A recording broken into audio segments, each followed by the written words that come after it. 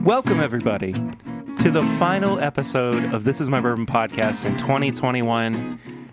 My name's Perry, and with me this week is Eric the Whiskey Mutant Smith. It's me! I made it to the new year. I wasn't expecting you to make it this far. You had some bumpy moments. I was in the pops for a long time, but I'm here. But you're here. It's a Chris Pratt. Oh, golly. You're here.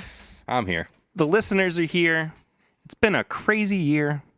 We're just happy to have you guys back for one last good feeling, good time, Just good times. hunky-dory, Keep whiskey fun. keep whiskey fun episode. It is. And I ran out of steam there at the end. See you later. Yeah, we're done. Hit the music. But yeah, this is our last episode of the year.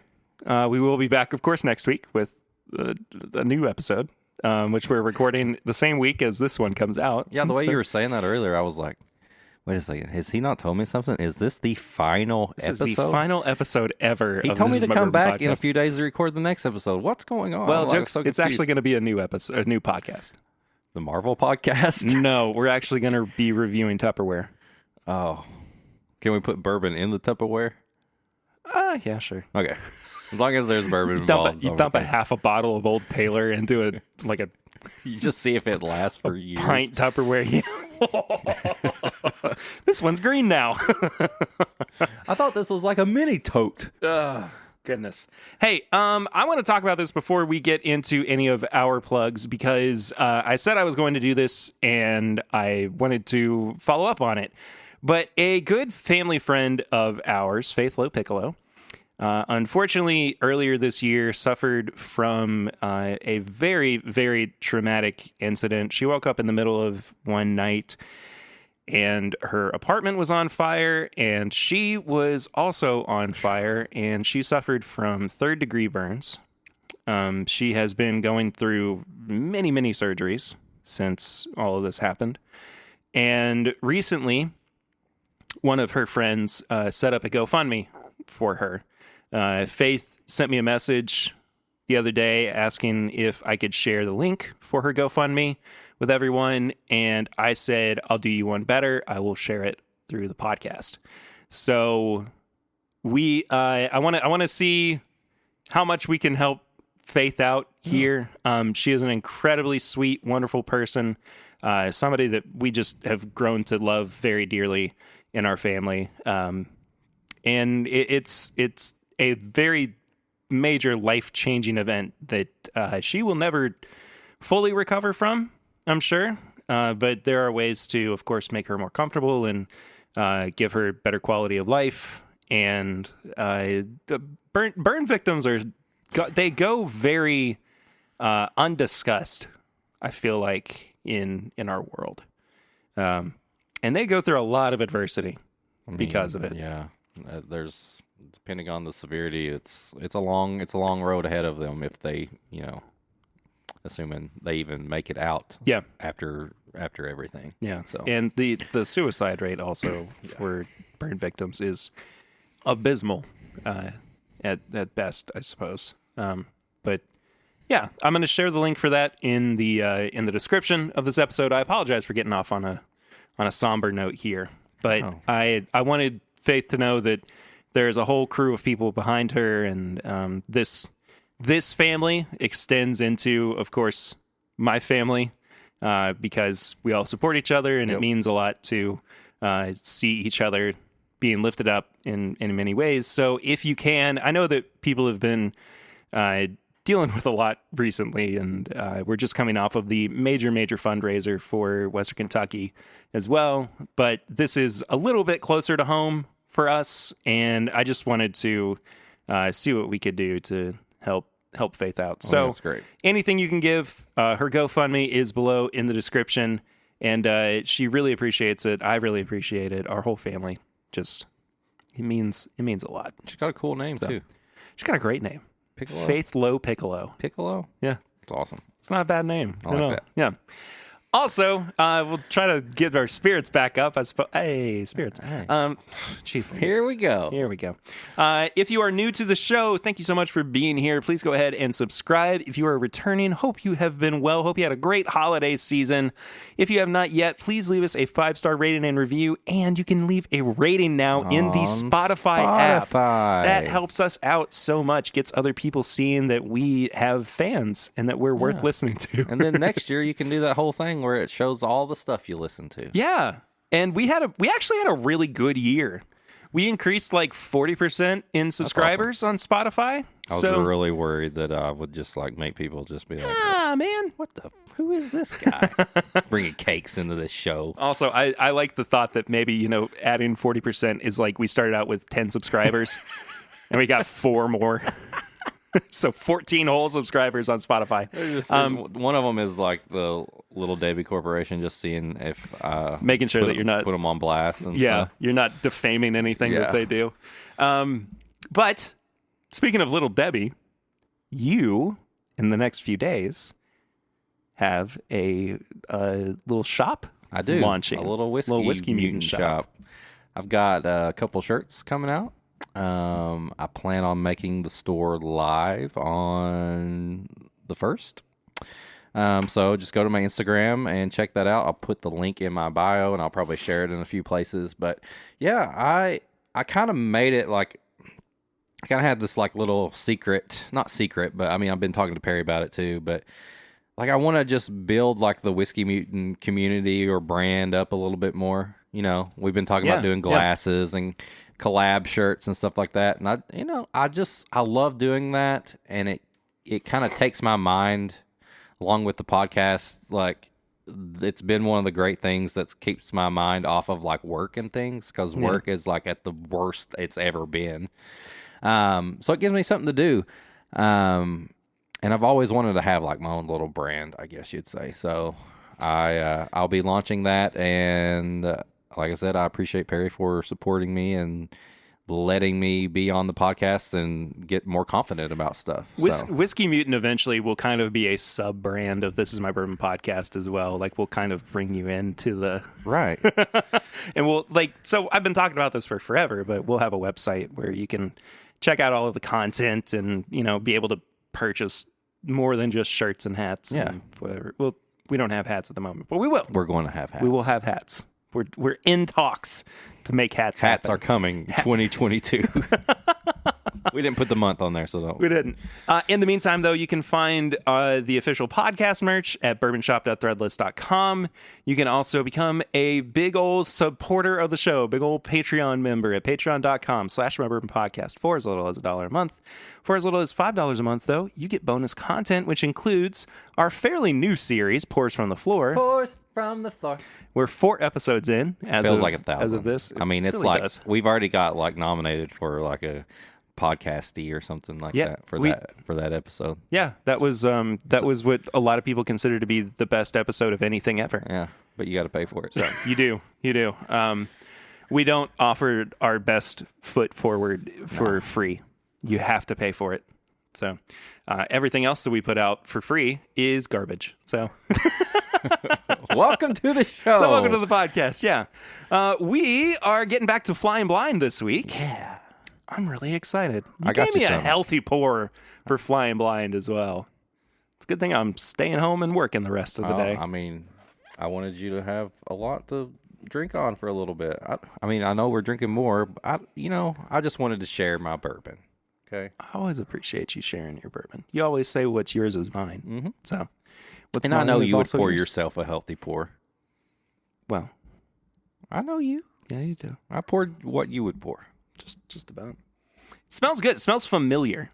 Think so? Yeah. It smells really good. It does. Is this caught on something? Caught on the table. There we go. Hey. Now I can move more freely about the cabin. He's literally walking around the studio. I've never done a walking episode before. I'm also testing my new stand-up routine. I'm telling you, I think we should do an adventure episode. I think we absolutely should. Could we do that? Yeah. For sure. We could record in between, like, distilleries. Yeah, my pitch was me and Perry go to Bardstown for a day, and we just record throughout the day as we visit distilleries and go eat and hunt for stuff and look around. We could, like, even just, like, little bits that we do, like, at distilleries, we could just record on our phones. Like, it doesn't have to be super... We got to get those little secret mics. We'll be wired. Yeah, exactly. This is what happens when you ask for the oldest barrel at the distillery. And we're back at the car. So we've actually been banned from all of Bardstown. Oh, it smells like This reminds me of wild turkey. does it? Yeah. It smells like a caramel drizzle, like on top of like a dessert or something like that. It tastes like caramel popcorn. Mm-hmm. It does have a kind of a sweet popcorn note on there. Oh, and it's really good. I like that a lot. It's sweeter more than it is anything else. Yeah. But I do kind of have that like little bit of barrel char bitterness too, which I say like that sounds like a bad thing, but I like that. And I think that's kind of where I'm coming from with like saying that it reminds me of turkey. Like there is a slight bitterness that I've been picking up with turkey recently that I mean, I've really enjoyed, and it's really distinct for any other distillery. So I have no idea what this is though. This is Give Me the D. It's Dickel. Holy moly. This is a 12-year, 100-proof Dickel single barrel picked by Dad's Drinking Bourbon and Whiskey House Nashville. This is really good. Barreled on Halloween of 2008. Wow. Isn't this like the best Dickel? It's the best Dickel I've ever had. Yeah, exactly. I've never had a better Dickel. No. This is going to be the Dickel that I compare all other Dickels to in the future. Yeah, I'm going to put this Dickel up against somebody else's Dickel and just like compare the crap out of it. Just measure the two of them. I mean, it's going to be a Dickel fight to the end. It's going to be a pouring contest between the two. Oh, I'm going to pour this Dickel all over somebody. But hold on to your barrels, boys. Get ready. This Dickel's coming out in front. Oh, but this is the Ghost of Cascade Hollow. Ooh. It's cool. It's got a cool sticker. It's got a headless horseman on it. But yeah, I thought this was. I got this from the Dad's Drinking Bourbon group. They sent me this. I still paid for it. I make it sound like they just sent me stuff, but they sent it to me, but I paid for it. And they sent me their 1792 foolproof pick. Oh, nice. That they did with our friends at the Nashville Bourbon Society. How come we weren't offered any of that, Adam? That's not true. I think he did offer it to us, and I said I wanted one, and then he never followed back. Yeah, and so then I had to reach out to Dad's Drinking Bourbon to get one. Thanks, Adam. But this If is you're really listening. Good. Yeah, if you're listening, you old fart head. Patreon. I am okay right now. Did I give you enough? Yeah, I'm good right now. My second pour now equals the same level of a pour. Pretty much. And I mean, we've got other stuff that we're going to get into during this episode. But before I do any of that, Eric, has there been anything that you might have been drinking recently that you would like to share with our listeners during our segment? What have you been drinking recently? During this time we talk about things we've been drinking. What you drinking? What you going to drink? Well, sorry, me and when are you going to Westworld? Are we going to do that Snake Eyes review? Oh, that's next week. Oh, okay. We don't have time for it this week. Just making sure. Yeah. But we've seen it. Yeah. We know it. Greatest movie ever. Yeah, best movie ever. Yeah. Yeah. But we just don't have time this week. No, next week. Well, we opened together at my house because we had a little Christmas dinner, a little family Christmas dinner. And we opened a bottle of Kentucky Owl Rye Batch Numero Uno. I was about to say Numero Uno. We are on the same wavelength today, and it is scary. Imagine if we could do something like actually meaningful with this combined brain power. We would just freeze up and nothing would happen. But you put mics in front of us and you tell us to be weird and talk about whiskey and comics, and we got you. Go in front of like the United Nations, and they're like stop. drinking bourbon the entire time. They're like, "Is that You had a good idea. we do? Everybody gets a barrel of bourbon." Everybody gets a monthly bourbon incentive check.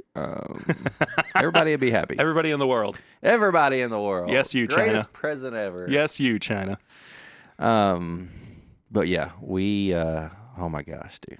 I'd never owned batch one. Yeah. I'd only had it in like a flight or a bar or something like that. It's been a long time since I've had batch one, and that is. There's a picture of me in the Facebook group. Yeah. Staring longingly at it, and it is absolutely spectacular. I mean, it's one of those bottles that you like in the back of your mind, you're like, wouldn't it be great if I could try that again? Yeah. And sure enough, I I appreciate you bringing yes. that back into my life. Someone in one of the bourbon groups I'm in, they were kind of doing one of those, like, I don't know if they were making room sale or they're moving sale or something. And so I saw it, and I saw that Kentucky Owl there, and I was like, wait a second, what batch is that? And there was one. I was like, I'm jumping on that. So, and I got a pretty good deal out of it too. Yeah. So yeah, that's probably the most special thing I've drank recently. Do you have another glass? Yeah, I got one. Give me your other glass. All right. Pour a little something extra. My brother-in-law came over for Christmas, and he's not like a big bourbon guy, but he likes the science behind it. So, was it Thanksgiving? No. Whichever time he came over the time before, he tried a couple of Russell's picks because he liked the single barrel picks because he liked to see the difference in the the barrels. Yeah. And this time we did some Eagle Rare. So Nice. we had some Eagle Rare on Christmas. A couple of picks. I got him some that were really different from each other, and so those what I've actually been drinking. Yeah. Well, good little segue, because this is actually a Russell's pick that I got from old Papa Ritter for Christmas. It's really good, right? That's a Three Musketeers. Oh, It's chocolate and nougat. Ooh, that's a lot more chocolatey than normal. What warehouse is this? Warehouse S. S. S. I don't even know if I've had a couple of S's before. I don't know if I've had one. I know I don't own one. I think we got sent samples of S a while back. Oh, no, it was F that I had never had before. Maybe. I don't remember. I've had F. I don't know if I've had S. I don't fully remember whether I had either. But this is 1 day shy of 9 years old. So chocolatey.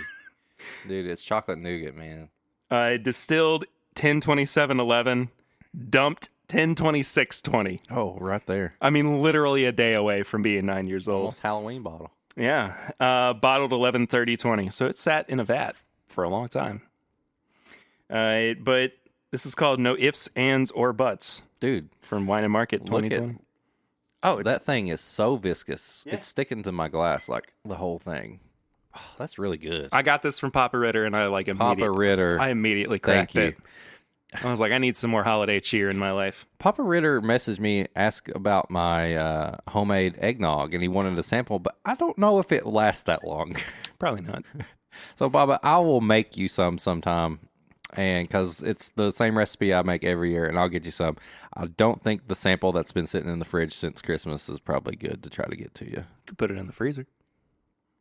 I mean, if you have to wait, you can put one in the freezer. Not this one specifically. Yeah, This one probably smells like farts. it's been sitting for a while. It's Yeah. been in the refrigerator. I don't know. Honestly, I don't know how long eggnog lasts because it's fresh made. Like, Yeah.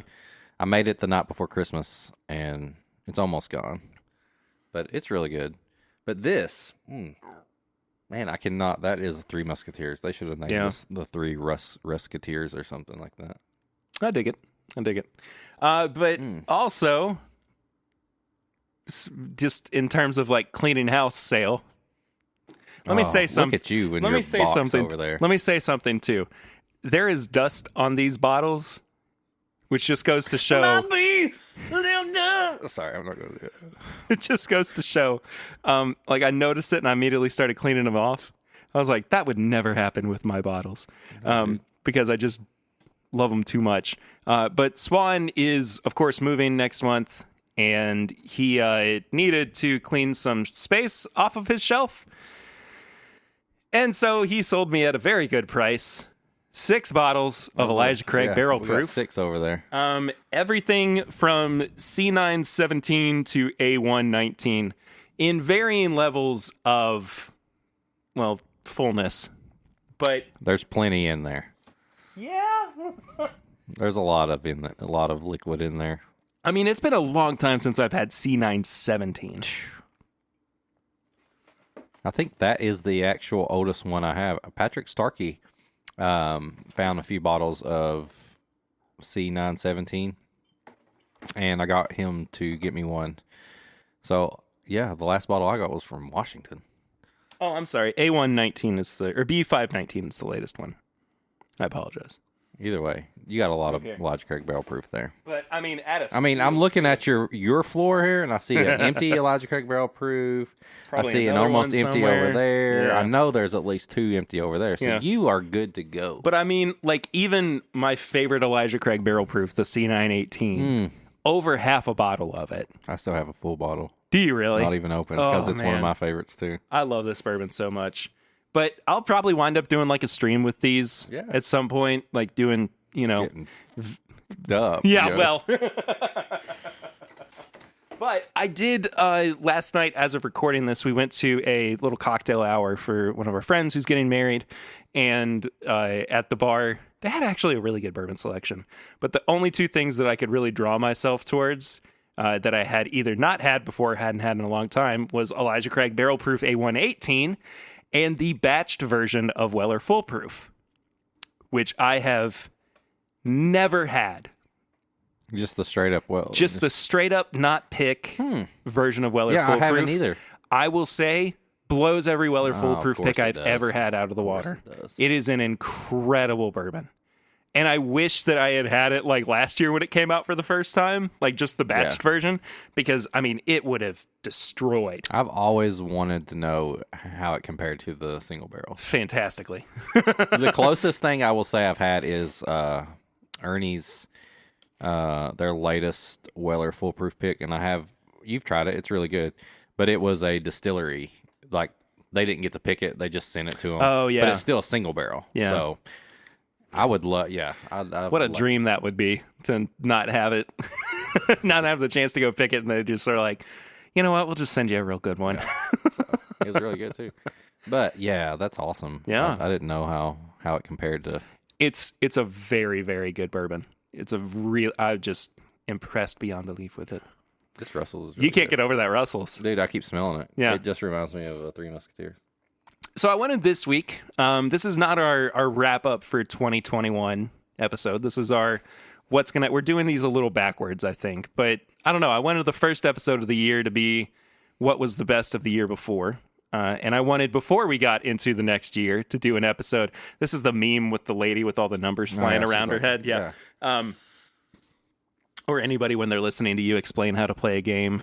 I always think in my head that this is simple, and then I start talking, and I keep trying to explain and things, and then I kind of see where everybody gets that from, because I'm like, I'm really talking too much about this when it could be simplified. So anyway. It's all good.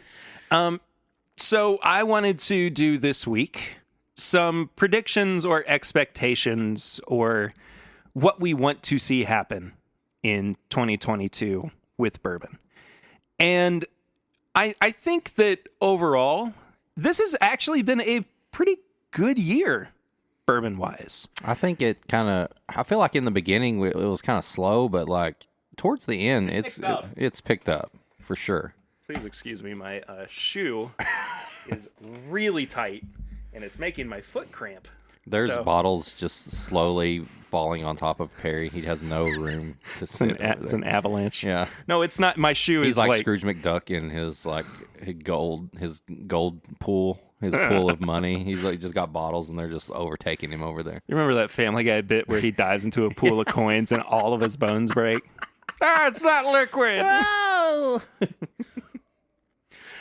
So yeah, I do think that this year kind of picked up towards the end, but overall, not a bad year. No, I think it's been good. And we'll talk about our favorite releases, our favorite bottles next week, as we always do. I'm really excited for us to do that. I know that a few of them are not going to be surprises, but the rest of my list, I think you're going to be shocked by. How many do we usually do? Top 10. Top 10. Yeah. I like to also do honorable mentions, okay. but then also like most disappointing. Oh, yeah. Because Okay. there have been a fair few this I year gotta get that my we've... list. This is like one of those other monumental episodes for me. Yeah. Because it's like, oh, I got to bring my list, on this one. Like, I got my BTAC episode in. Now I got to do my list. So I think some of my tops are maybe a little surprising. But Yeah. I feel like we're going to have similar lists too. Yeah, So I agree. So what do you think, Eric, is going to happen in 2022 in this bourbon community world thing? I think all of us so. together. One of the main things I feel like is going to happen, and it's kind of already happening, and I think it's going to continue. I think the whole brands going to Instagram and special online releases and making like a big. Okay, I'm talking about Blue Run right now. Okay. They legit, for all we say about them, they legit went nuts towards the end here. And they did 12 single barrels all online through their website and Sellbox. And people bought the hell out of them. Yeah. They bought them all. And I really think that was all fueled through Instagram. Like, I feel like Blue Run is one of the most Instagrammed bottles out there. And I think that more people are going to pick up on that.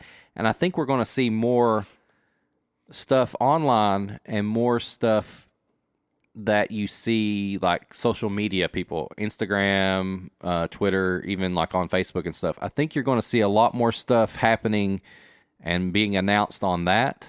Yeah. From smaller brands, maybe even some of the bigger brands. But I feel like the social media side of things, the influencer side of things, the Instagram side of things is going to pick up some more. I think we're going to see a lot more people do special releases or special events and stuff through social media. Yeah, I had something kind of like that. It in maybe more words than what you said. Yeah, I'm not good with words. But it's just kind of like the beginning of the end for traditional retail with bourbon. Yeah. And I think that we have kind of seen that in 21, just because, distilleries are now getting to the point where they can ship directly to consumers and you don't necessarily have to go to stores to get what you like. And, the pandemic was a big part of that too, where you could, get whiskey delivered to your house from a big box retailer. It's a lot easier for me to pull up a website and be waiting to get a bottle than it is to figure out if my kids are going to be out of school or if they're home and I try to get to a store across town. Yeah. I mean, it makes sense. Yeah. And I'm in some ways kind of excited about it just because I think that it's going to be better for bourbon consumption in general.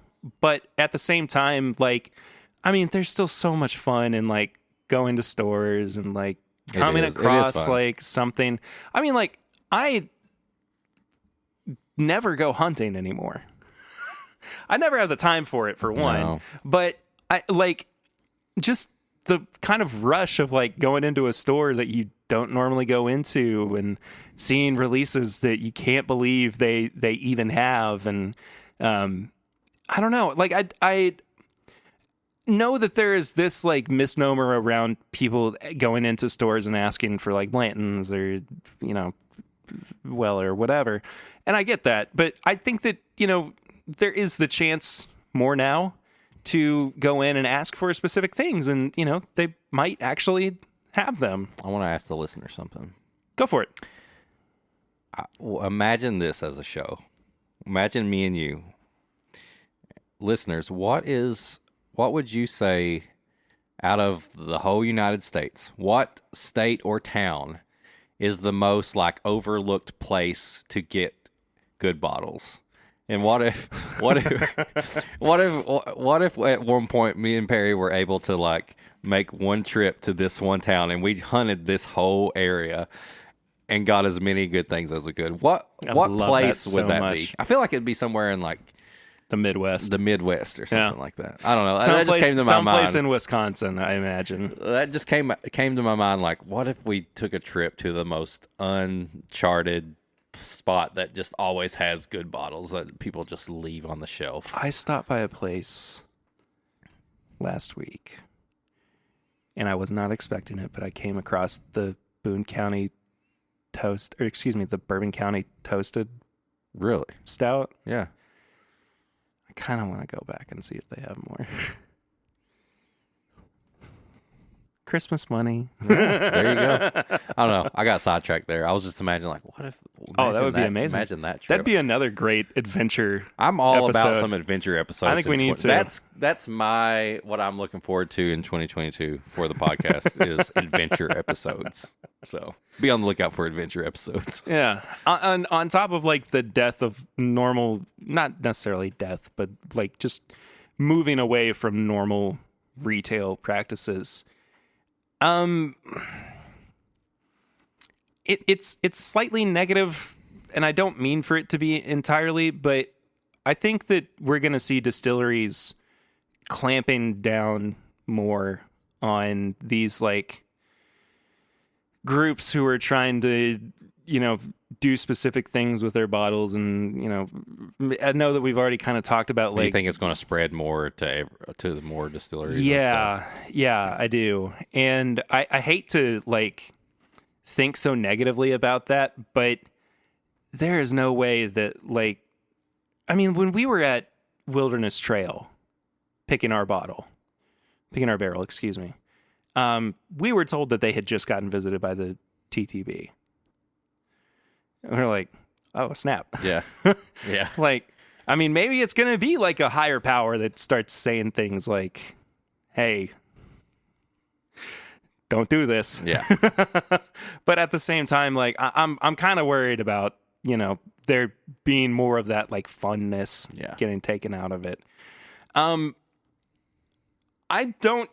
think that everybody also, like, it was kind of fun for a little while to speculate on whether or not Buffalo Trace was going to find ways to, take one bottle out of the antique collection every year until they recuperate 4 or 5 years from now. I think we're just going to see Stag again. Like, I can't imagine that this is going to be a continuous thing. I can't imagine that there's going to be one left out again either. No. I would really like to see, this is not really a prediction, but this is just kind of like what I would like to have happen. But I would like to see more widespread hazmat releases. Oh, I think we're getting there. I think we're getting there slowly but surely. I had some of that Kings County the other night. Yeah, how were you feeling afterwards? Oh, I felt great. That was my pick me up. I was like, I need more hazmat in my life. Pick you up and knock you down. Yeah, for sure. Anything else? I've been talking for a while. No. I almost feel like we're going to see more wild finishes. I think the whole Starlight and Nulu, I think it's kind of catching on. And I feel like we may see some bigger brands, or not bigger brands, but some more. Like, I feel like we're just ready for a Wilderness Trail, like something finished. Yeah. I think we're going to see finishes from other distilleries that we haven't normally seen. It would be great to see a finished New Riff product. Oh yeah, I would be. But I think that's kind of picked up steam the last little bit, and you're seeing a lot more on social media and stuff like that. So I wouldn't be surprised if we have more finished stuff from people that normally don't do finished products. Yeah. Man, a Knob Creek finished. Oh, what about like a Knob Creek Double Oak?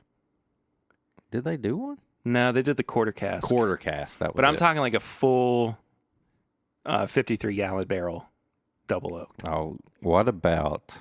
Oh my God. Okay, I know, I know. Honey finish stuff is kind of like all over the place, but Give it to me. Inject it right into my veins. if they did it the right way and you legit got a little bit of that honey with Knob Creek, honey and peanut butter. I mean, honey and peanut butter sandwich is amazing. Imagine a honey finished Knob Creek pick. I'm so hungry now. I mean, my blood sugar just shot up immediately thinking of that. Oh, that would be amazing. That falls for me under the category of things that you want to see happen but are never going to happen. Right. Like, I would like to see, just for the heck of it, Wild Turkey do one different bourbon mash bill. Just out of curiosity. Could you imagine? No, I can't. But it would be so cool It'd be so cool. to have that just fall into our laps like a weeded bourbon Oh my God. from Wild I Turkey. feel like we've secretly been doing this for the last 12 years. Here's a 12-year weeded product Yeah. from Wild Turkey. We finally get word from Perry Russell that something's He's like, going on behind the scenes. guys, I finally got that barrel out. It's one barrel. Yeah, one single barrel, and it's been aging for like 20 years. And it's all for you guys because you put my story out there. We love you, Perry Russell. Love you, Barry Russell. You're our favorite. I'm gonna get a tattoo of you on my lower back. If Wild Turkey put out a high-aged weeded bourbon, I would get a lower back tattoo of Wild Turkey for them. I would do it. If they made it right Dave now, Jennings, go talk to Jimmy Russell right now. if they made it right now and said we're going to let this age for so long, I would get it now. I would get that tattoo right now. I got 3 or 4 people that would give me a tattoo of that right now. No regrets. I would put that on the barrel. I'd get a full turkey right on my lower back. I'm trying to think if I was thinking of this stuff on the way over here. I'm always looking forward to all the LEs. What we get to try. Yeah, that's something that I've also negatively was thinking about, but the expansion of LEs, but it being worse quality whiskey True. for higher price. I think that we kind of started dipping our toe into that this year. Yeah. But I really think that next year we're going to start seeing some absolute crap on the market. What I think is going to continue to be good, Maker's Mark. Yeah, I think Maker's Mark is going to continue to be the shining distillery. As much as we said the FEAO XYZ 1 and 2 were okay on their own, but amazing together, they're still great. And the thing about those Maker's Mark limited releases, you can get them. Mm-hmm. You know what I mean? There's probably 1 or 2 places right now that I can think of that still have some of that left. And I love that you can actually guarantee that you could get yourself a bottle of that, at least here. There's some stuff that we haven't seen or didn't get at all that we normally did. But I think Maker's Mark, if they continue that DNA stuff, if they put me out a limited 125 proof Maker's Mark, bourbon of the year right there. I'm telling you. So I think the question that we also have to ask ourselves is one that we have been asking ourselves over the past few years. And we will continue to kind of ask ourselves this as time grows closer and closer to it happening. Is 2022 the year that the bourbon bubble bursts? I honestly, I think it's too big right now. It's not slowing down any. I don't think 2019 I think was that year where it started to become very real to me that there is a capacity limit for the bubble, but we are so far from it right now. Yeah. And I think that a lot of that comes from consumers evolving with the market and not growing complacent with how things used to be. And it's something that I think we've talked about fairly recently as well, that in some ways, we do kind of have to adjust to what's happening with particular bottles. Yeah. Unfortunately, of course, you can't get certain things right now. Places like, Wild Turkey, who are dealing with a glass shortage, which is beyond their control, of course. It's something that, of course, we want to see be overcome. Because, rare breed's not going away forever. It's just the fact that you can't get it anywhere because they don't have the vessels to put it in. You know what I mean? Okay, I got a question. Okay. Right off the top of my head. Yeah. Think of bottles like across the board. What would just, if you walked in to a liquor store and you saw a rare breed, but it was in a different bottle, same kind of packaging, label, but the label was made to fit that bottle, and it was in that bottle because that's all that Wild Turkey could get. What bottle would just pop you? Like, will you be like, this is the best looking rare breed I've ever seen? Best looking or funniest? Both. Okay. Funniest or best looking, like, this is legit. Like, rare breed should put this in this bottle. I think that just from a classy looking perspective, if they went the same route that Total Wine did with Black Ridge and how it's like the exact same bottle as the Van Winkle line, it would be so funny to see that. But also it would be like super high class, right? Right. It would look awesome. Funny wise though, Elijah Craig. I think if they just put out the exact same bottle shape as Elijah Craig and it was rare breed, I would lose my mind. It would be one of the funniest things I had ever seen in my entire life. To walk in and it's like, hold on, who had a mess up in the, what would be extra funny though, is if the two glass distributors got their wires crossed and they actually sent Wild Turkey the Elijah Craig bottles and Heaven Hill the rare breed bottles, and the rare breed still had the Elijah Craig on the cork. On the top exactly. Of the cork. Yeah, that would be funny. That would be hysterical. But Elijah Craig was the first thing that came to mind when you said that. It would be also really funny to see it in like a Jack bottle. Oh, yeah. They're like, this is all we could do. I'm sorry, man. I'm really sorry.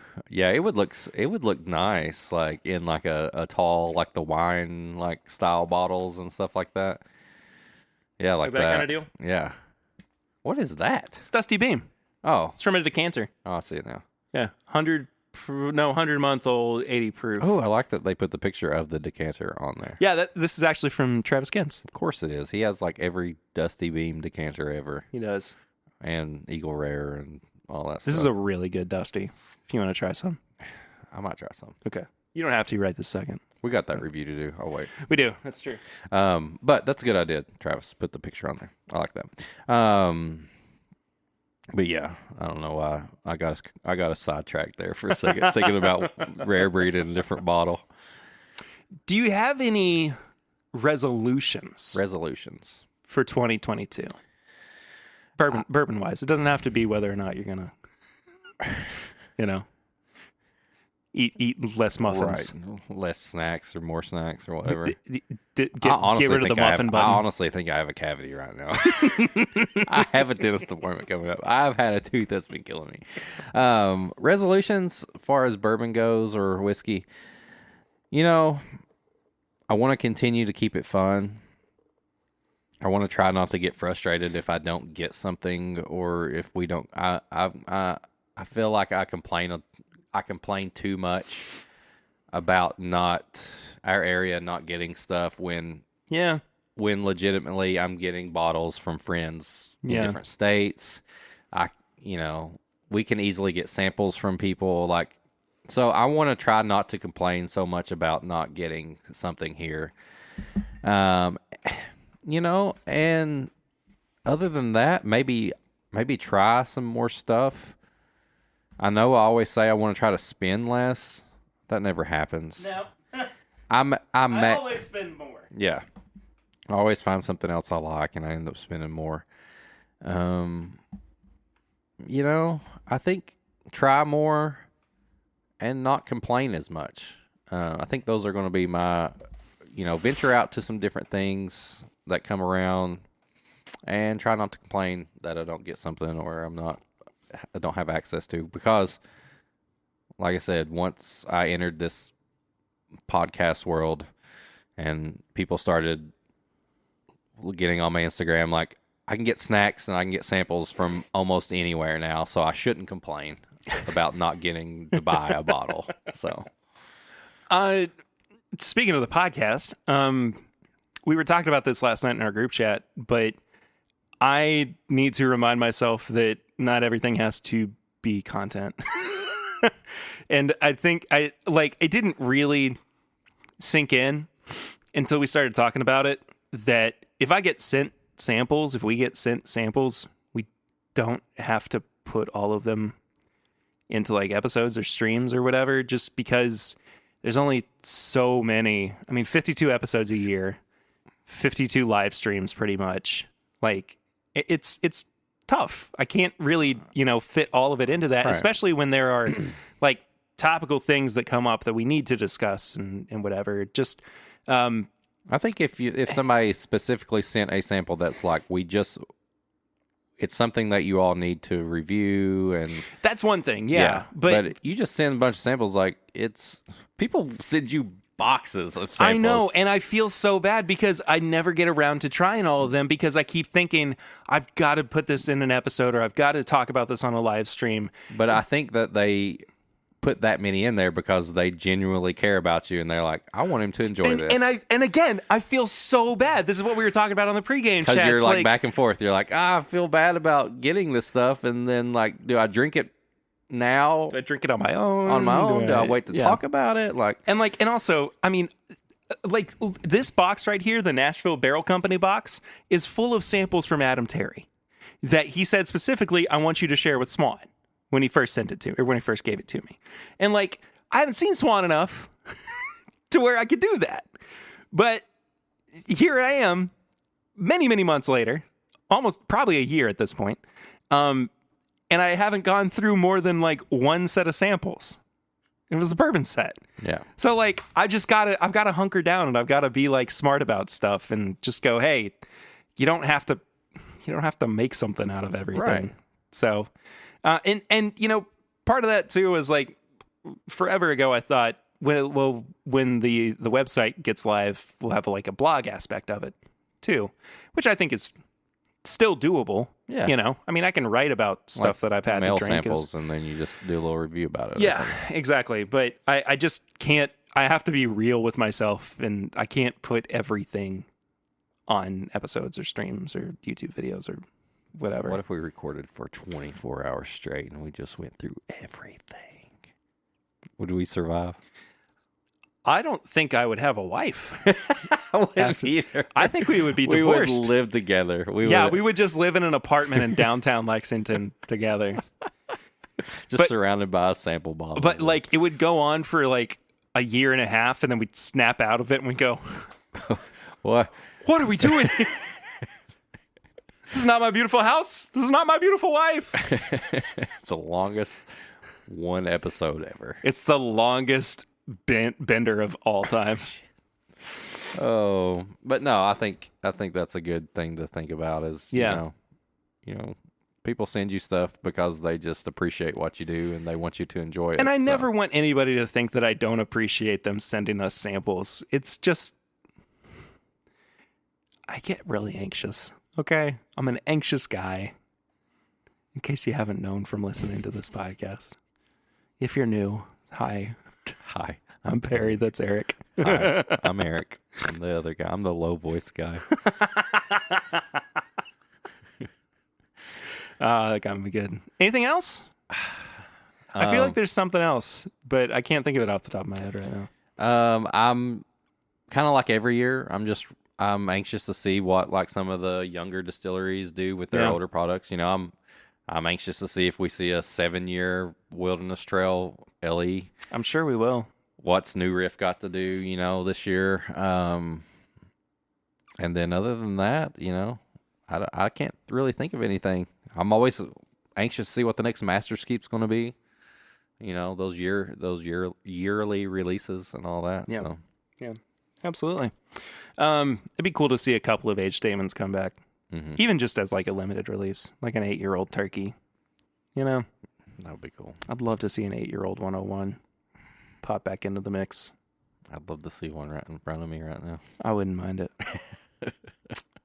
Sucks though. Anyway, if you have any, predictions, resolutions, thoughts, feelings about what's going to happen in 2022, please drop us a line, 859-428-8253 for our Barrel Ring segment. This is mybourbonshop at gmail.com. You can also send us questions or comments to our social handles at mybourbonpod or at Whiskey Mutant. Excuse me. We'd love to hear from you. We always love hearing from our listeners. And if you want to send me samples that I never get around to, send snacks. You can send snacks and snacks samples too. Yeah.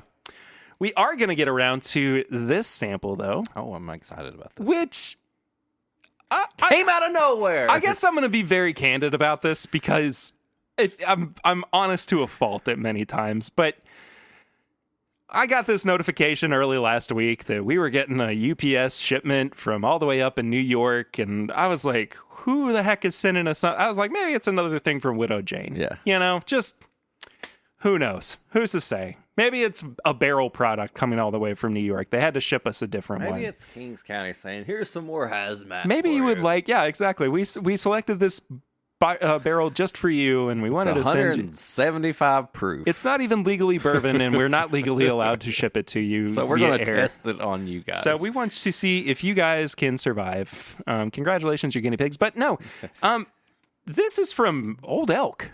They're from New York? I don't know. I thought they were from out.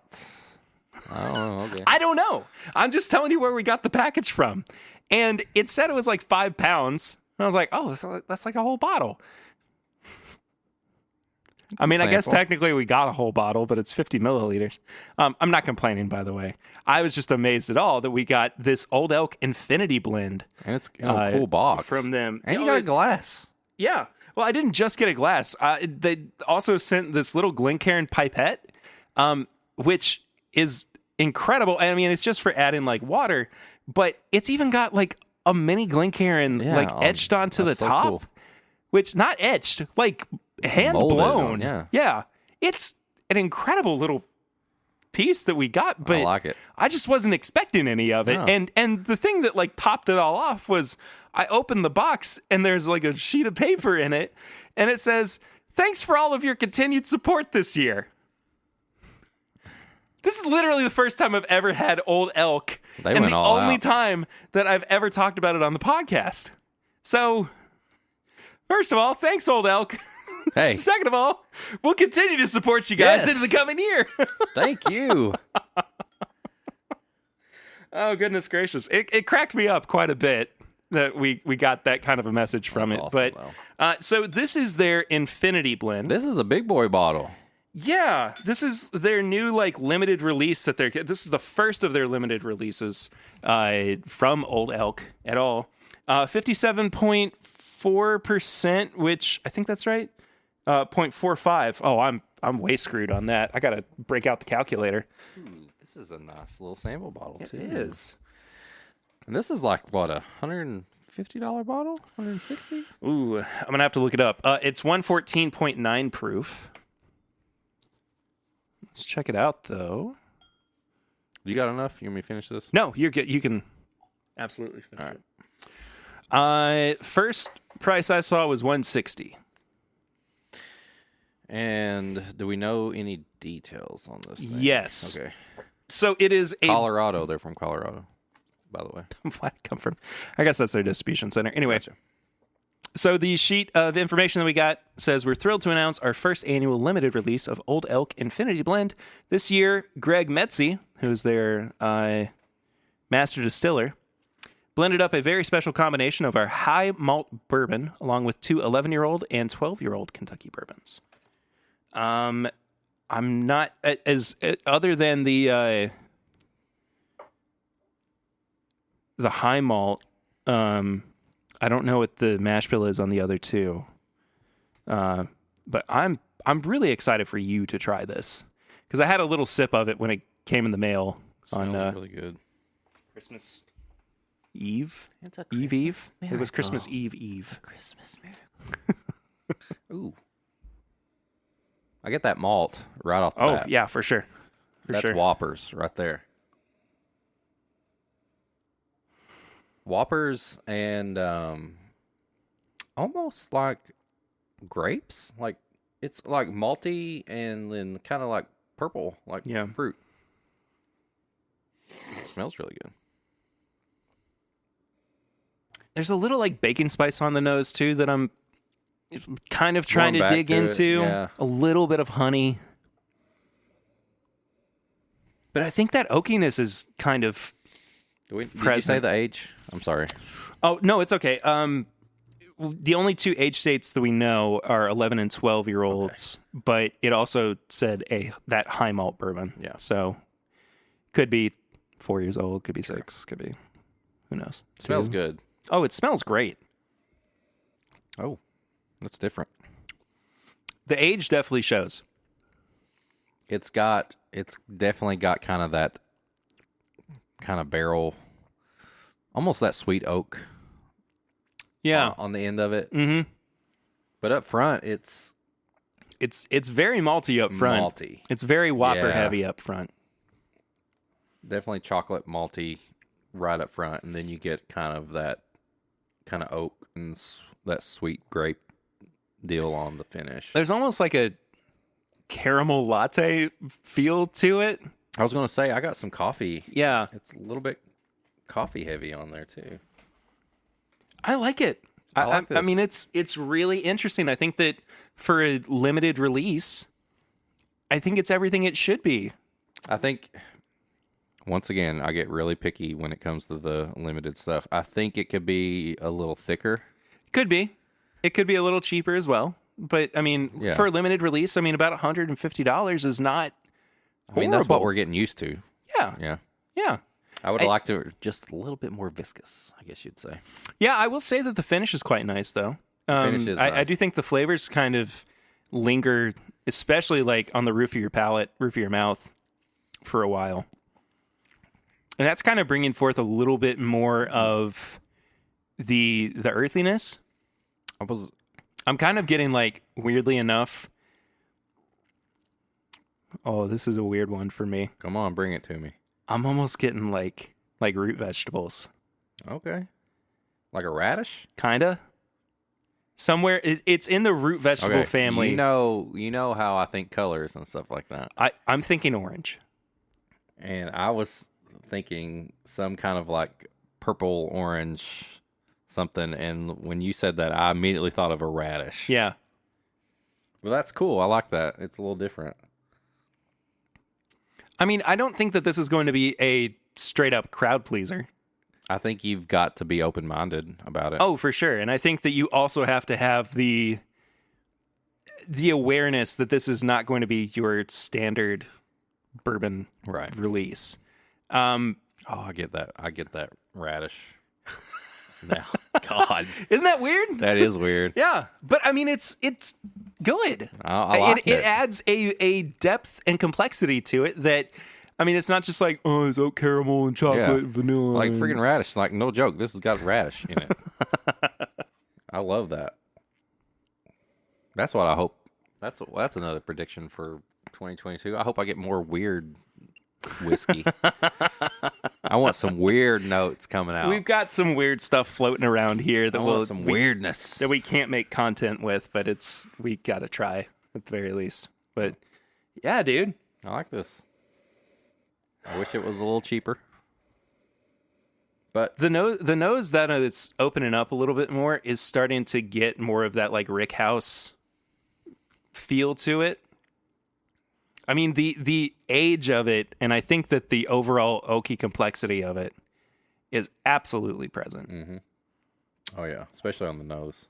Root vegetable. I can't believe I pulled that one out. Dude, and when you said that, I immediately pictured a radish. That's awesome though. I like this. Nose, palate, finish, price? Let's do it. Nose. I like that it's kind of ever changing. There might be a slight little bitterness on it that I'm not particularly fond of. Like, it's just a little bit left of center. Not horrible, but I mean, it doesn't. I'm noticing it. It's taking away a little bit from the nose. I'm gonna give it a 3. Okay. I was going to say a 3.5. Yeah. only because that really kind of awkward weirdness that you get, like you were talking about, like I kind of like that. Yeah. I think this would actually, here we go, old throwback for Timbit, would function really well as a candle. It smells great. I mean, it kind of is a good way to like dissipate some smells across the room, if ever such a thing were to exist. Infinity candle. Infinity candle. Palette, I think, is one of the more unique things I've ever had. Mm-hmm. Not my favorite, but still really enjoyable. 3.5? I'm going to say a 3. I think Yeah. I like the nose a little bit more. I can't deny the weirdness of that radish. Yeah. So if we had a weirdness category, you'd be up in the 4s right now. But I'd say a 3. I think finish is the only thing that really drops off, where it kind of gets a little earthy, dirty. Like it feels kind of soily. Yeah. Almost. And a lot of the bitterness kind of starts to peek through as well once it gets to the finish. It's pretty present though in terms of like, you know, how long you're holding on to flavors. I don't think that's doing enough work though to overcome how it actually tastes on the finish. Unfortunately, I'm going to give it a 2. I was leaning on the 2.5 area. Yeah. I think We're not too far off from each other, but it's got a finish. I'm not saying it lacks it, but it's not the finish that I genuinely want. Yeah. Like you said, it's got a little bit of bitterness there. And the longer that the finish kind of goes on, it turns into this like bitter grape almost. True. It's almost too grape. Like I like the grape. I'm, the cotton candy, the purple, all that. But at some point, it gets kind of sour. Yeah. It is sour. And I wish that it was a little thicker. Like I think that the feel of this would bump this up a few more points for me if it was just a little bit thicker. Yeah. It looks good in the glass, but once you take a drink of it, like it kind of falls off. So all that considered, price at $150, kind of averaging there. With what we see normal limited products at right now, I mean, this is a really unique one to have around. I would probably say a 3. Yeah, I think I'm in the same camp.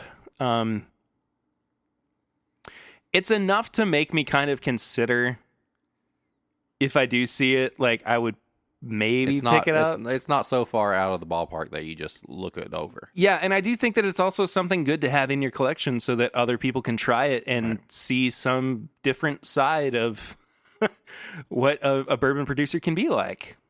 And it's got older product in it. It does. And it's not a 4-year single barrel that's the same price. So I'm gonna give it a 3 on the price. I'll stick with a 3 as well. So I think that puts me at 11.5 out of 20. I'm at a 12. Yeah. So I know that sounds a little low. I'm not gonna deny that is not the most glowing review. But I do still think that this has got a lot of merit. I think it's a very honest review, and it's not. We are nothing if not honest here. Yes. This is my bourbon podcast. And like we said, it's not to the point where we're totally just knocking it. Because if I saw this and I had the extra money, I would go ahead and grab it just to share, to be like, you ever had radish notes? And that's not a bad thing. It's not a bad thing at all. Not at all. You know what else isn't bad? Is when we get a barrel ring. Oh my, we got a barrel ring? We got a barrel ring this week. I'm not entirely sure who this one came from, but we're going to listen to it together. Surprise barrel rings. Blind rings. Just calling to see where the paper boy is. Hoping for some good news. So I guess that's the problem when you put a phone number out for other people to call into. You get some less than reputable folks. So I guess that's from Herbert the Pervert. Who I guess we shouldn't have mocked a few weeks back. I'm almost mad because that impression is better than mine. So And we thought ours were I thought totally mine locked was pretty down good. and everything. Yeah. waiting on them 10-bit boys to give me the good review. Get your 10-bit asses over here. But yeah, if you want to send in a barrel ring, you could do so to 859-428-8253. We'll listen to it here live on an episode, as we just did. Eric for the first time, myself. Anyway, I really love barrel rings. It I just, love it too. it makes me laugh so hard. More barrel rings in 2022. Please. Bring them. That's our resolution for you, the I listener. don't care if you're the same person every week. I mean, if you do that every week, you're pretty much on the show. I mean, sure, if you want to be the unofficial third co-host of the show. I mean, we're not going to talk to you in person, so yeah, just through the yeah, the barrel ring segment just disguise yourself. every week. Yeah, secret character. Is that Mr. T? Who is that? Is that It's Michael Scott doing his different impressions during. is that Thanos? It does bring a smile to my face. Howdy ho! Oh, goodness gracious. What about Eric tips and bits? Man, I love tips and bits. So I don't think I talked about me finishing Harry Potter, did I? I think that the last time that we talked, it was either Half-Blood Prince or the first. No, it was the first Deathly Hallows because you first talked one. about Dobby. Yeah. Yeah. So Avenged Dobby. Womp womp. I'm still on that Avenged Dobby. So I finished it. Part 2, Deathly Hallows. Hallows. So I just love Harry Potter now. Okay. I'm do. really glad. I'm really do. glad that we can. So one of the things that I've just, wanted more and more, the more that we've done the podcast together, is being able to share different things with you. And I mean, Harry Potter is just one of those things that I want to be able to share with people. And I'm already planning my trip to Universal to see a Harry Potter world. I'm so happy. So I love this second part. I love finding out about Professor Snape. Did I say it right? Snape? Yes. Snape. I thought that was awesome. Like that this whole time, no matter what you thought about him, he genuinely was trying to protect Harry. Yeah. Because I got really mad for a little while because I wanted to like him so much because I did in the beginning, and then I was like, oh, this guy. But then it came back around, and I genuinely love Professor Snape. Yeah. I think that whole scene with him having shared the memory with Harry, and he goes into the pensieve and Dumbledore's office. Yeah. I love it so much, and it's so poignant and touching, and like I remember watching that scene where he goes to the Potter's house and is holding Lily after Voldemort's killed them, and just being like, yeah, that was that was heavy. That was heavy. That was and it still is hard to watch, but like the first time I saw it, like I was just a mess. Oh man. Yeah. Sorry, please continue. No, you're fine. I like the battle. As much as I liked everything about it, I absolutely hated the main end. I did not like the whole older versions of them with their kids going. Oh, really? I didn't like that. I would have rather seen it end with them like rebuilding Hogwarts or something like that. I mean, the implication is that it happened because they're sending their kids off there. I know. But that whole scene, like, just the look of it, the very, like, okay, they're doing this just because they want to make a happy ending thing. I didn't like. I felt it was too pushed on us, like Too forced. Yeah, it's like I understood that was going to happen. I didn't need to see it, and like they're kind of aged a little bit and all that. I didn't enjoy that last like 5 minutes. That's the only thing I didn't enjoy. I over time have gotten to the point where I dislike what Harry and Ginny named Yeah. their second kid. Like, what about Sirius? Yeah. What about Remus? Yeah. Like, they're so like, and you went with a guy who was pretty much, your enemy for For the whole time. 7 years, and then it comes out last second that he was, there to protect you, and then Dumbledore, who's constantly putting you in harm's way. Yeah. He basically almost murdered you over and over and over. I still cannot believe that J.K. Rowling did not make that guy's name in some capacity Like serious. Yeah. So all in all, this whole journey for me has been awesome. I love Harry Potter. I can't wait to read the books. I can't wait to visit Hogwarts. But I hated that last 5 minutes.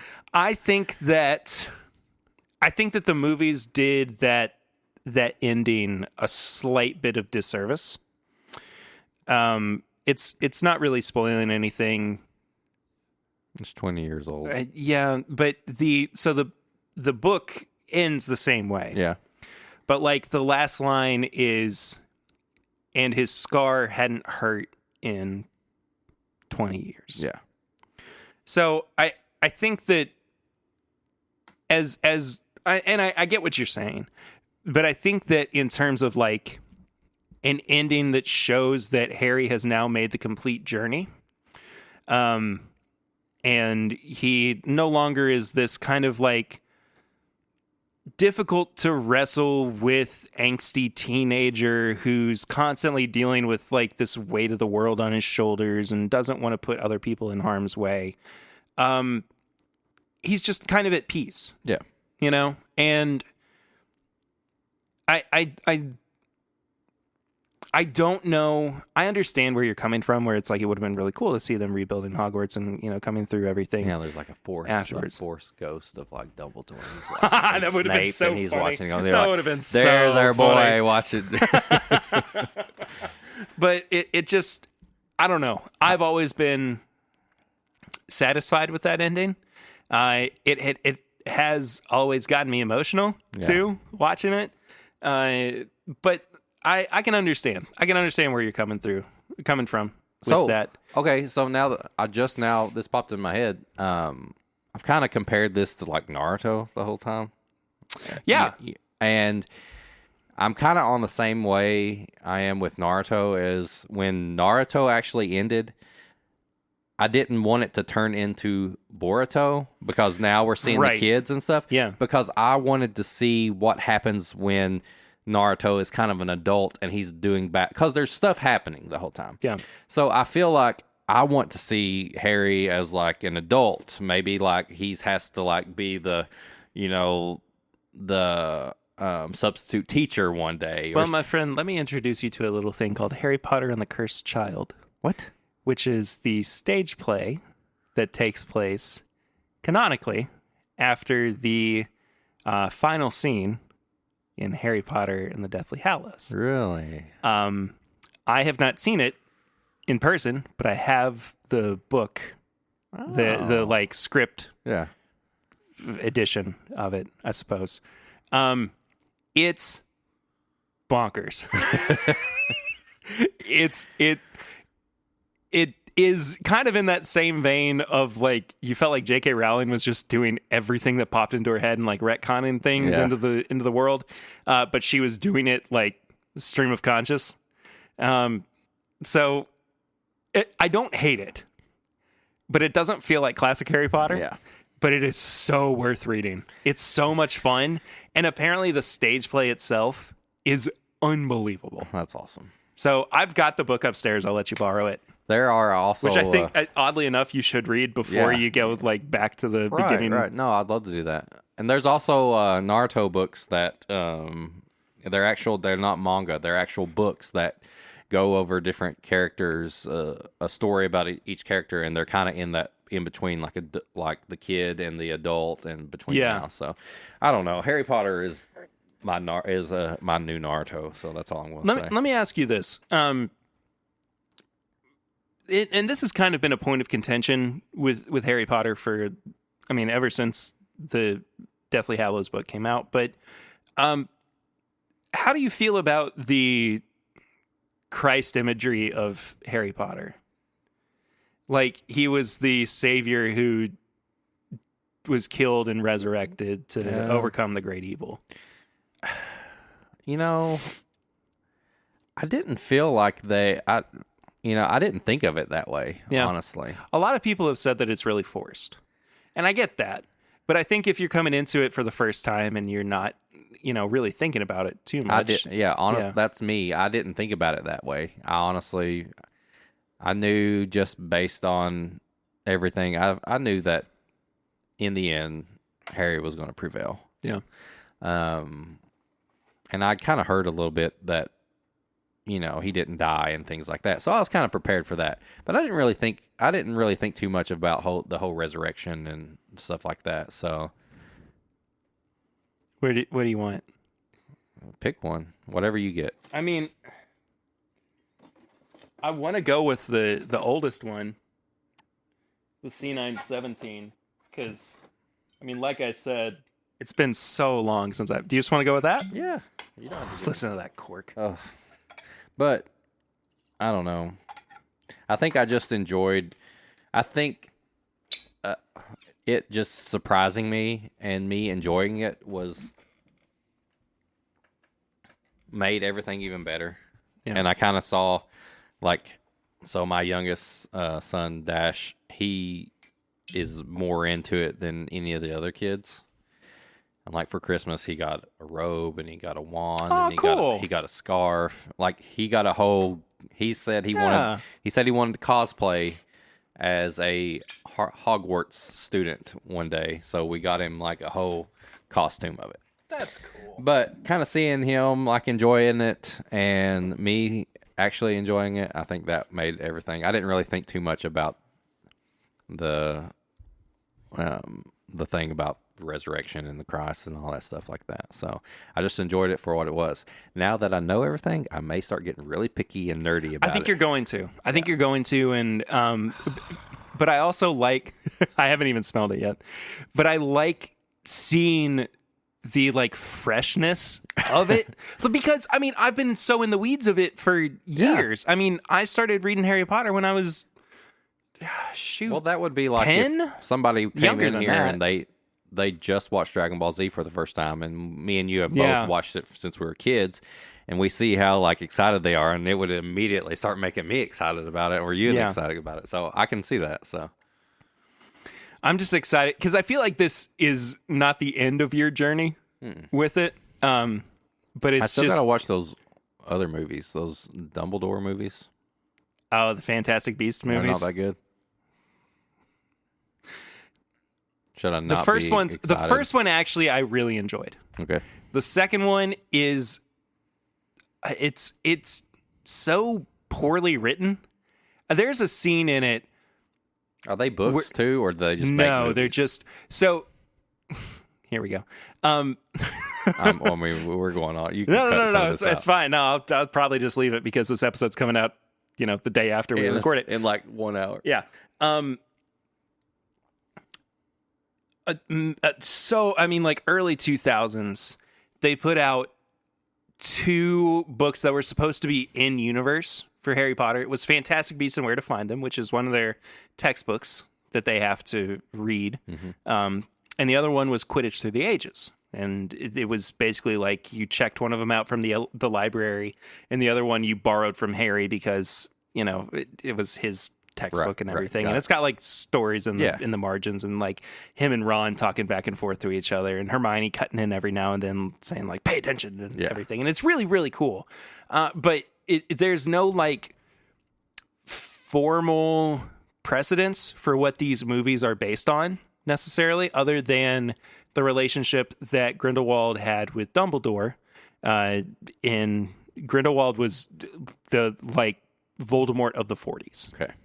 So a lot of these movies happened during World War II, pre and post. Okay. But it's tough to wrestle with because I want to like them so much, but the quality of them is so below, like just story wise. Yeah. It's just so far below. Like a TV special compared to a movie.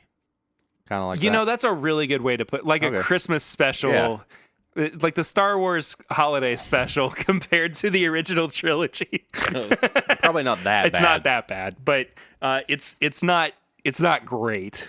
I mean, there's one scene in the second one where a character comes up and it was like, this is what happened in the past and that's how I got here. And then literally the next thing that happens in that scene is another character coming around and going, no, that's not how it actually happened. I was there. And you see like the same flashback Oh, no. twice Okay.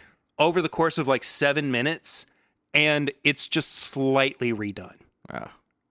It's really, really bad. And I mean, I remember sitting in the theater watching it going, this is a load of bull crap. Like, Just one of those things where you feel like you need to watch it just because you are a fan of the whole universe, but maybe it's not going to be that great. I think it's okay. I was thinking about this last night because we were watching the Harry Potter Hogwarts Tournament of Houses or whatever that's been on TBS and Cartoon Network. And thinking about like how would I do in that kind of competition, and I think that there are two things that people. This goes for bourbon as well. Two things that are really important to remember when discussing any type of fandom. One, you don't have to know everything about it, and it's okay if somebody else knows more about it than you do, as long as they are not talking down to you about it. And B, it's okay to be critical of things that you love. Yeah. Because, I mean, I don't know if I'm ever going to sit down and watch the entirety of Dragon Ball Z again in the way that it was presented, you know, as an anime, right? Yeah. And that's because so much of the filler, I just am like, all right, here we go. Like, I find it boring. Next time on Dragon Ball Z. I would rather watch either Kai or Abridged. Yeah. Because I think Abridged is just a work of art in and of itself. Yeah.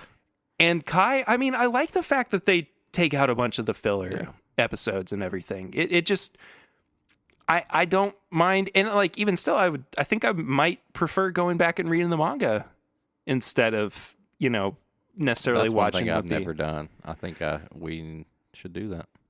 We could do that could be one of our nerd podcasts. This is my Dragon Ball Z podcast coming soon, along with this is my Marvel podcast. Yeah, we got a lot of stuff in the pipe. I was going to do one more, but I've talked enough. I'm going to save it for Next week's episode. next week. So, Friday's recording session. Yes. Yeah, I don't know if we said this up top, but we're recording this on the Tuesday that this episode is coming out. So literally 12 hours from now, less than. This is so good. And then Friday we are recording our next episode, which is the one that comes out the week after. Which one was this? C917. Oh, C917. I like this better than when I first had it. This is like... Okay. Bear with me. Bear with me. It smells dusty a little bit. This is if you say you walked into a closet full of leather jackets, but you were smelling of chocolate. All right. I'm going to make a bold statement. Elijah Craig Barrel Proof has not been as good as this has been in the past couple of years. Oh, this is amazing. I mean, A120 I loved. This tastes like a 1 year. This is our antique collection bottle.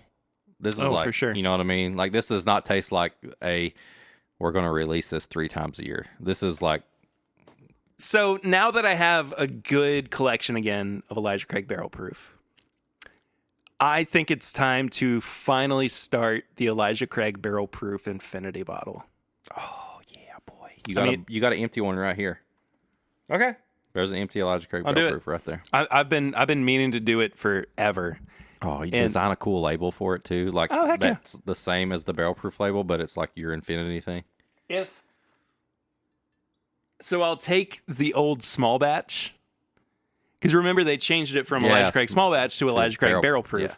So I'll take this bottle and redesign the label there so that it says infinity bottle or whatever. Uncut straight from the not barrel. Straight from the podcast is dumb. The floor. Straight from the floor. Pours from the floor. Yeah, I'll figure something out. And I've got some too that of the newer ones. If you don't have any left, that we could add to that too. Yeah, for sure. And I mean, I'll even throw the single barrels that we've got in there too. It'd be fun to do all that, have it changing constantly, and I mean, I don't even know what the proof would be, but check on the proof every now and then, just see what's up. That would be awesome. But I like it. We'll do that a lot. I haven't done any tips or bits yet. Do what? I haven't done any tips or bits yet. Oh, you've just been talking. We've just been talking about Harry Potter. What you got? I don't know. Should we just leave it for this week? Because I mean, you were a great Hogwarts teacher for me, and you just summed it all up. And you made me figure out where I'm going to go next. So, well, let's just leave it at that. All right. I'll have a banger of one for next week's episode. We're going to go all out next time. We are going to go all out. But in the meantime, there are so many places that you can go all out on to support the show. Eric, where are some of those places? If you want to get your magical powers and follow us throughout the universe or the multiverse or wherever, you can follow us at My Bourbon Pod on Instagram, Twitter, Facebook. You can follow me at Whiskey Mutant on Instagram, TikTok. Oh, My Bourbon Pod on TikTok as well. I've got a really good TikTok idea I want to do with you. Okay. All right. Continue. Sorry. Where was I at? I woke up at 6 a.m. today, and I just started thinking about it for some reason. That's the best way to do it, because that's how all my ideas come to me.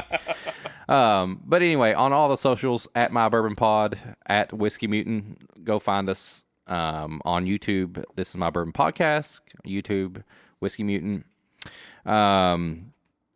Like Perry said before, if you want to become a Patreon, you can join for as little as $1 a month, and for $5, you get all the uncut stuff. I didn't do an edit there. He actually censored himself. If you want to send us an email or ask where to send samples to, you can do thisismybourbonshop@gmail.com.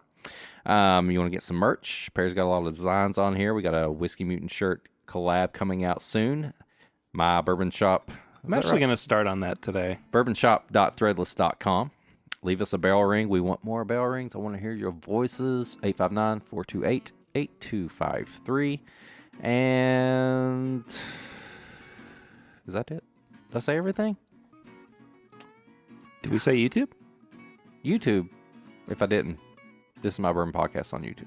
Yeah. God. You think I would be getting used to this by now? You would think. I'm kind of getting used to it. That's fine. We'll get there. And if you want to leave us a review, you can do that. That's the last one. Yeah. That's the important one. On all your podcast platforms, and you can even do it on Spotify now. So yeah, we haven't had a review in a while. Leave us a review. Come on. We want a review for the next Start the new year out. Start the new year with a new episode. And a review. And a review. Jesus, that didn't seem it's fine. It's okay. You're drinking Elijah Craig barrel proof. So that does it. Really good. Next week, our best of 2021 episode. I gotta get my list together. I'm working on it. I've got my top 3. And other than that, it's just kind of placing things in. I got 2. No, I got a lot, but I don't know what order they're in. Well, yeah. So we'll figure it out. We'll see it. Until then, guys, thank you all so much for listening. As always, we will see you very shortly, it feels like, since we're going to be recording again in a couple of days. But until then, I am Perry. I'm Eric. And this is My Bourbon Podcast. Bye-bye. It's a me. Bye.